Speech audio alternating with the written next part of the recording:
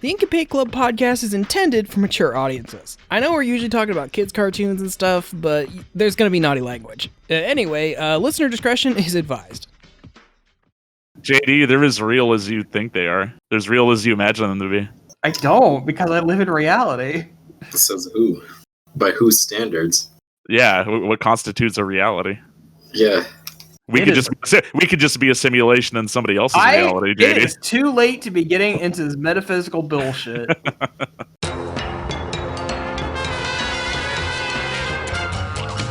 You're listening to the Ink and Paint Club podcast, your weekly home for animation reviews and discussions.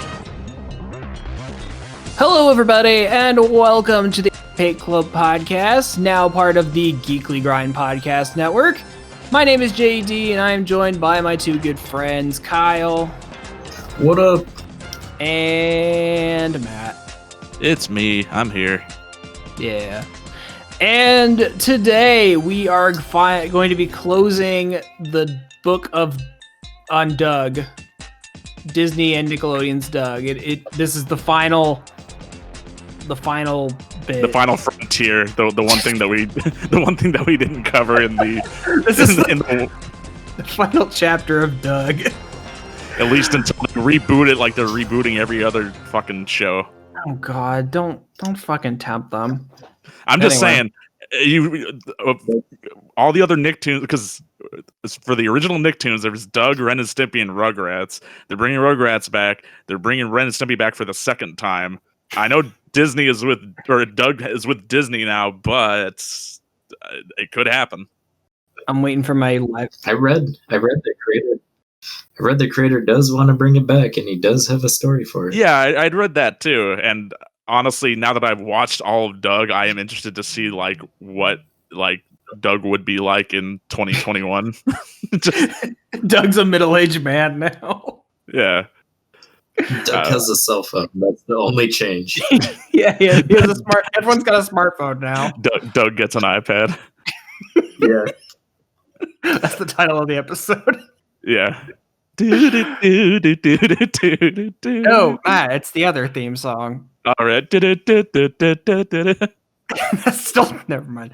Anyway, we are talking about Doug's first and last only movie. Yeah. Really, when they're really trying to get ahead of themselves there, back in the late 90s, but did not pan out that way. So I'm gonna be honest, I have not seen this movie since I saw it in theaters when it came out. Was it worth the price of admission? I don't know. I was like 8 or 9 at the time, so I didn't pay for it. And I probably liked it as a kid because I watched Doug. I didn't really watch a lot of Disney's Doug because I didn't watch One Saturday Morning, as I've said multiple times. Yeah, I mean, we talked about all this on the main Doug episode. If you want to hear about our talk about Doug in general, just go back and listen to that episode. It was for Kyle's birthday. Yeah, just a couple months ago. So you've already known that I didn't watch any of Disney's Doug up until that episode, so I haven't watched the movie up until just now for this episode as well. Yeah. I mean, it was definitely a theatrical version of Doug. It is very much a Doug movie. But I feel like the one person's opinion who matters here is our resident Doug fanatic, Kyle. Yes, Kyle, why don't you start us off with telling us how you felt about Doug's first movie? I saw this movie in theaters when I was a kid too, and I didn't really care for it. Because, I mean, it's a nice little callback to the first episode where they're trying to find the monster at Lucky Duck Lake, get some nematodes, whatever. The nematode. Yeah. And then they finally find this monster. It's some doofy-ass looking monster that I fucking hated. They call him Herman Melville. Yeah, but I think I brought it up the last time. Didn't you notice that they kept bringing up Moby Dick for no reason? That was like a running joke. Well, I kind of assumed that was because like the Lucky Duck Lake monster was their white whale. Like they couldn't catch it, and then they finally did. Like maybe. I just think that creators just wanted to say dick and get away I with can it see that too. on TV. I'm sure it's a multi-layered joke. Yeah. I think, but I didn't really care for it as a kid. Like anytime, because would you call this a military plot where you have like the military? Yeah, it's Kinda, just yeah. fucking cliche. It's just dumb. I think I brought this up when we talked about Kid Cosmic. I just cannot stand when any kind of fantastical plot is immediately followed up by we need to get the military involved.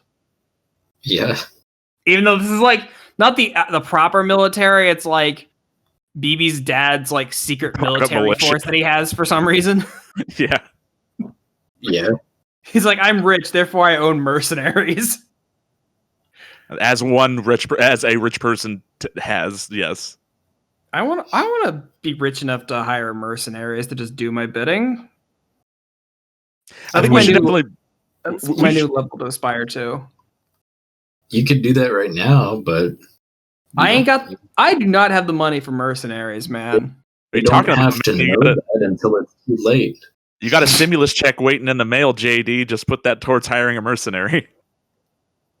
Yeah, Well, maybe.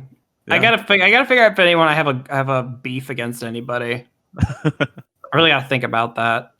I think we should note that the reason why we Our the reason last why we podcast is- I was gonna say the reason why we didn't cover this movie when we covered all the Doug show was because we knew that Valentine's Day was going to be coming up, so we decided, hey, this movie's setting is Valentine's. It's like a Valentine's Day dance, or just figure, hey, that's close Which enough to. I completely forgot about.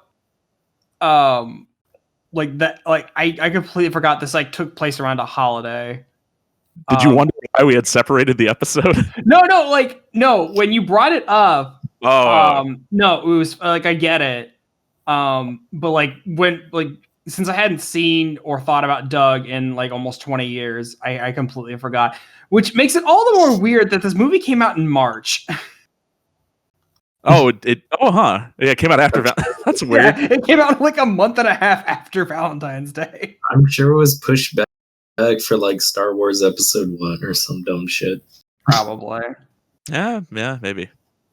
And the other thing that was weird too is I assumed this was like kind of the finale for the show, but I think the show kept on going on for at least another few months after this movie hit theaters. Yeah, I think this was like at the beginning of the last season when this came out.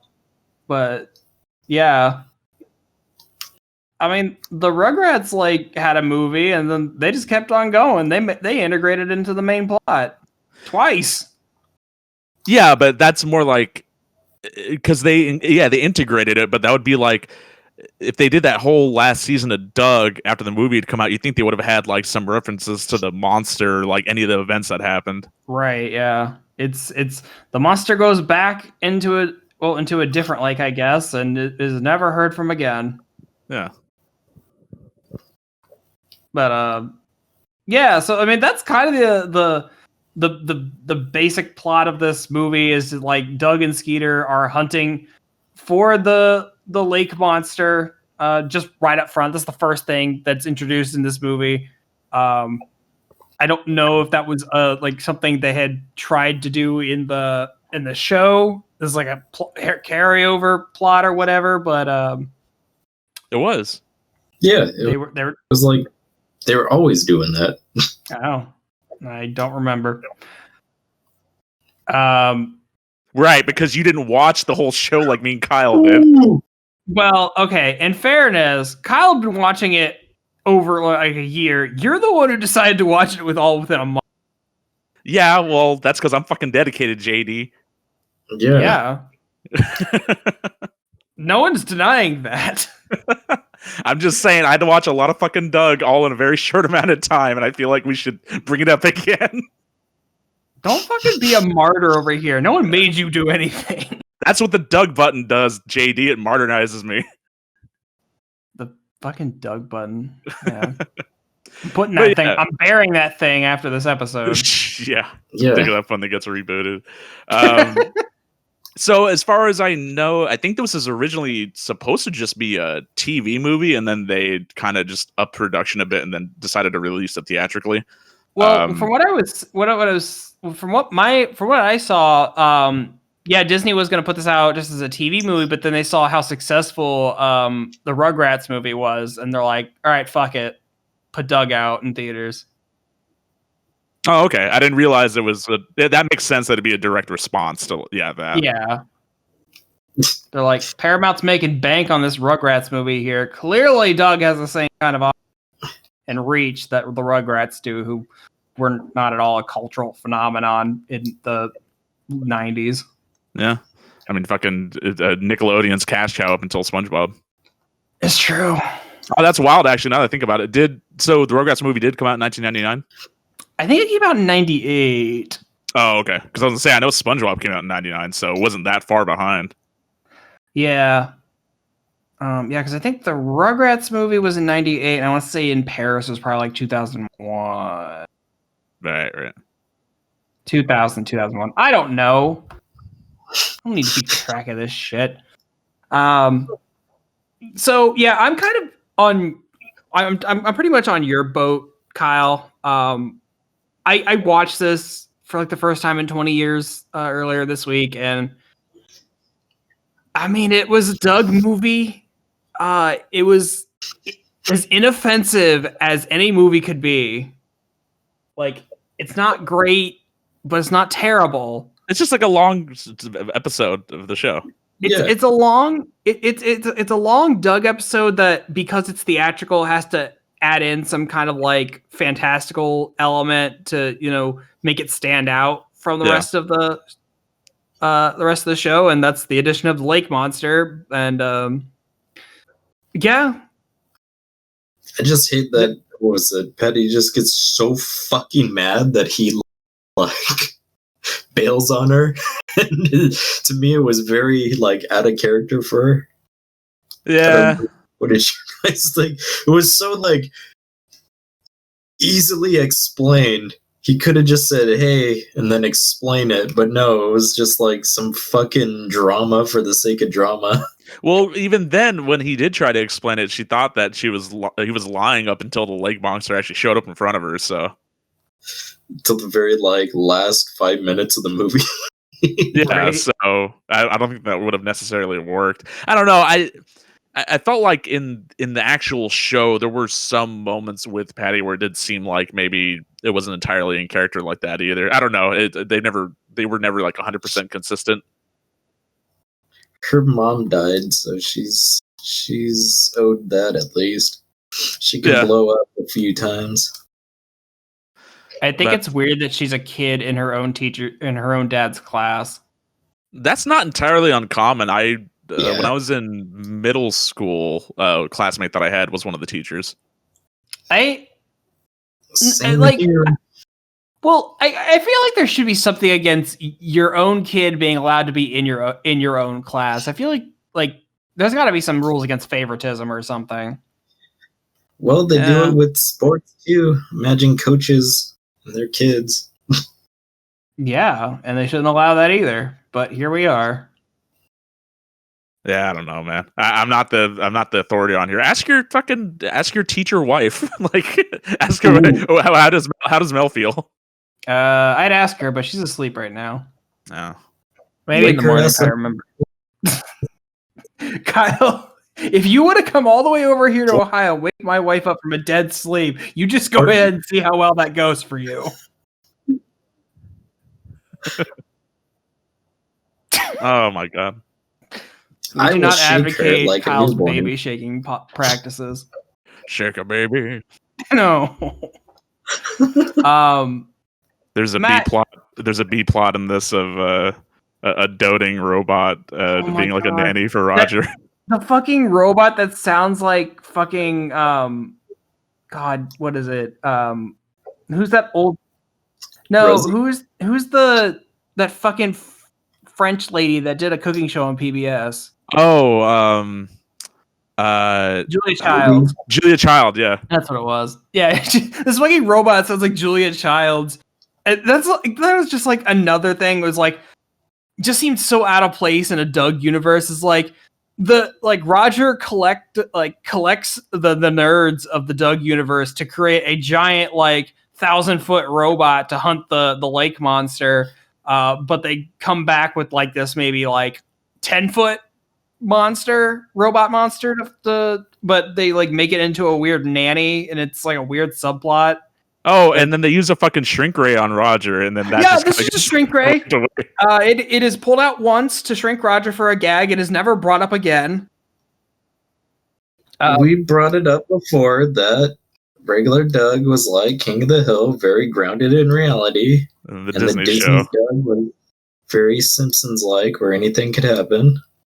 So it wasn't out of place. That's just how Disney Doug rolled. And I just think that's maybe part of my issue with Disney's Doug is that it's so weird because it's not so much that I'm opposed to having these more outlandish elements in Doug, but it's Doug and the characters are so grounded that it just seems really out of place when these things come up. The lake monster seems like a stretch. Robots and shrink rays, and this just doesn't seem like it should be in Doug's world. I always felt like Doug was pretty close to reality. I don't know, man. You ever see any of the shit Mr. Dink was rolling with? Yeah. All that very expensive equipment. The robots definitely fit. Shrink ray probably could too. I think the lake monster, yeah, that's the one that's kind of maybe a stretch, but I mean that's what makes that specific plot works, because it's the most fantastical thing that's ever happened in Bluffington. I will give Mr. Dink credit that he's rolling with some space age VR tech 20 years ahead of its time. Where he's just emulating his own living room. Yeah. It's like being in my own living room, but very more expensive. More expensive. I will say that this movie is really tight with the bigger cast of Doug. You pretty much have most of what you consider the main characters, but a lot of the side characters you don't really see. I mean, Doug's sister has one line in this entire movie, and I don't think you even see his baby sister. Oh yeah, fucking dirt bikes. Yeah, you don't see her at all. I don't remember Mr. Bonin being in there. He was a pretty big part. He's not. Mr. Bowen wasn't in there. I don't think and then as far as the school kids go, I mean, you see there's Patty, there's BB, there's I see Connie for a hot second. Connie's there for a bit. I don't remember seeing Chalky. No, yeah, Chalky's not in there at all. If he is, he's in the background somewhere. Yeah, the Sleece twins are in there as the brainiacs who make the robot, along with the AV Club. Yeah. The guy is in there as kind of the secondary antagonist. Guy's such a dill hole.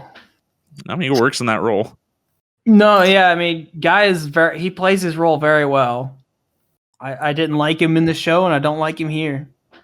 More so, I'm confused by why Patty gives him the time of day. Because he's an upperclassman. Yeah. I guess, but girl, have some standards. Oh, I was saying, this is being racist for a second. Did you notice that nothing good comes from that, Kyle? You notice that Bill Bluff and Guy were working together because they were purple? Oh god. Oh god. Kyle, I'm not gonna lie. I did think that there was gonna be some sort of reveal that they were related or something. And that was why he was feeding the information. That was how he kept tabs on the school or something. And that was, yes, based on the fact that they were both purple. So I do admit, yes. Y'all are racist up in here. People gotta stick together, man. God. That's terrible. Hey, they're the ones doing it. I'm just saying what I see. Yeah, this is on Jim Jenkins, man. Yeah. I didn't say blue people were wrong. Let's just let's go on to something else. Yeah. Matt, have you given your general thoughts on this movie yet? like I said, it's a long form episode of the show. Like, and you already talked about it being more fantastical because it is a theatrical thing. Although let's talk about this, like the actual animation on it. Like, it's one of those things that's weird for cartoons to end up having like a movie. Of course, they're going to up the animation budget. The differences in this as compared to the show proper, like it's very subtle. Like, it doesn't seem completely like, if you look at because you brought it up earlier, if you look at like the Rugrats show up until the point, like whatever the most recent season would have been up against the first movie that came out, there's like a big difference in terms of like how I've always used the Rugrats movie as an example of like, this is how you up the animation budget for if you're going to be translating a TV show into a movie, because you can definitely tell it's the same character designs, everything, but there's so much more detail put into it. But yeah, you're right. Like the Doug movie, it's very subtly has more money behind it. I mean, it's kind of like how the SpongeBob movie, the first one, mostly looks like a regular episode, just with a little more polish on it. Yeah, and there's like it's more, there is more animation to it, and like it's not but like I said, because we brought it up earlier for the Doug thing, like it was originally produced as intended to be for like a TV movie or like a direct to DVD movie, so it had that specific budget around it. So I'm wondering I'm wondering exactly how much different it would have looked if its original intention was to have it in theaters and they got that kind of budget. Like, but I mean, it's still Doug, so I can't imagine it looking that much different. Like, this is about the extent of like how good you can make, like how polished you can make the Doug look. You know what I mean? I think they just used a little more shading. Right, and like I said, it's a bit more animated as well. Like, But yeah, I mean, like you said, I mean, how much more animated can you make Doug? Yeah, it's a fucking slice of life show. Yeah. And they hit the hallmarks of Doug. The intro to the movie. Well, aside from the cold open, they have like your the Doug title card, but they do a little funny thing where it's a projector instead of like the paint on the wall. Right. And that was something I forgot to mention. I don't think we brought it up at all in the original Doug review that we did, but all the individual episodes of that show for the Nick show, they had a specific set of animations they rolled through, and they some episodes reused some. When it got to the Disney show, every single episode had a unique opening for that. And I forgot to mention that, and that was something I wanted to make sure I mentioned here. But yeah, the movie one does a fun take on that, where it's a projector and it's like Pork Chop's doing like the shadow puppets and stuff. So you got that. You've got the music is the music's still great. They have like the fantasy sequences. You get a Quail Man segment in there. It doesn't go as heavy on it as like the last season of Disney's Doug did, but you get your one. I do like Skeeter does acknowledge the fact that like he's like, you have those thoughts again, aren't you?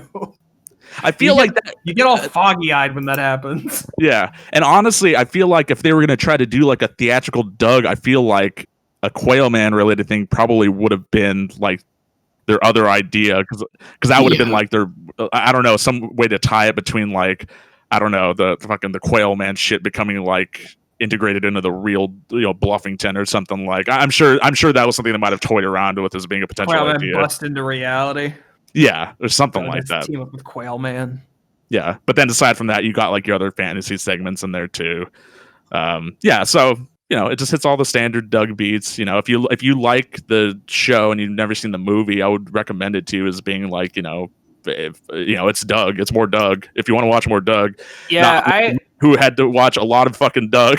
I'm glad to put Doug to bed after this, because unless a reboot comes along, I don't know. Whenever you watch Doug, I'm kind of Dugged out for the time being.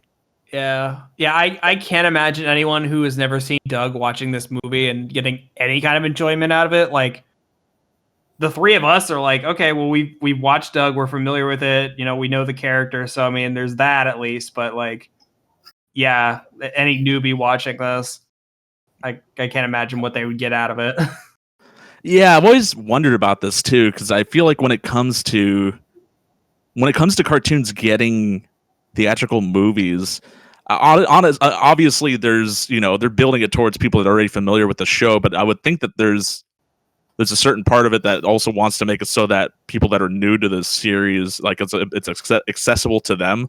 I don't know. How would you feel as like an outsider that never watched the show before, just watching this movie? Like, I don't know that I would necessarily think it was anything, special or anything Yeah, like I don't think someone coming into this without knowledge of at least some knowledge of like how the show worked, like you wouldn't really understand like BB's dad, why he's such an asshole, or like what the importance of Guy being there as an antagonist is.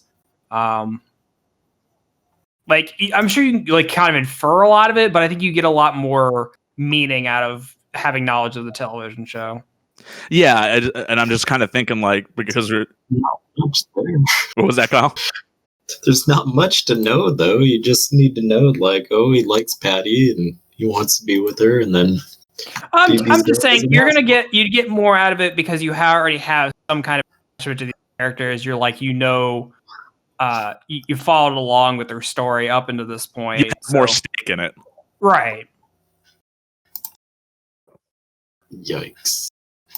As opposed to something like we brought up the Rugrats movie, where if it's been a while since I've watched it, but from what I can recall, I mean, that idea is a bit more like, hey, it's these babies, they talk when adults aren't around. There's a new Poochie getting added to the gang. Fucking Yeah, I would kind of argue the Rugrats movie being the similar boat because it is such a big change to the status quo of that show. But my parents had like a very passing interest of watching cartoons with me growing up, and they took me to all these movies. So, they probably had very limited knowledge of like Rugrats and Doug and stuff. But God bless them, they sat through the movie with me. So, yeah. Even the Digimon movie? my friend's dad took us to see that. Did he enjoy the Angela Anaconda short? I don't imagine anybody enjoyed that. I know I didn't. I didn't like Angela Anaconda to begin with, and the fact that it's stuck on the front of this movie that I wanted to see really bad, that it stung a little bit. But I don't think I've ever met anyone that's ever said that they were a fan of Angela Anaconda. Dustin might be, ironically. Don't fucking put words in Dustin's mouth. I'm gonna tell him that you said that. He's not here to defend himself. I know you. There's no way. Yeah. I'll go ask him. We should just. I don't know. If anyone out there wants us to cover Angela Anaconda, maybe. I'm putting my foot down. No.